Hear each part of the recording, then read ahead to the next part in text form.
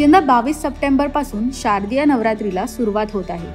नवरात्रीच्या पहिल्या दिवशी घटस्थापना केली जाते आणि 9 दिवसात देवीच्या विविध नवरूपांची पूजा, आराधना व सेवा केली जाते।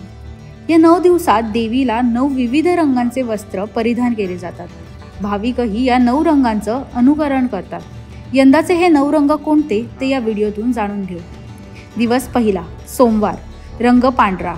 दिवस दुसरा मंगळवार, रंग लाल। दिवस तिसरा बुधवार, रंग निळा। दिवस चौथा गुरुवार, रंग पिवळा। दिवस पाचवा शुक्रवार, रंग हिरवा। दिवस सहावा शनिवार, रंग राखाडी। दिवस सातवा रविवार, रंग केशरी। दिवस आठवा सोमवार, रंग मोरपंखी। दिवस नववा आणि शेवटचा दिवस मंगळवार, रंग गुलाबी।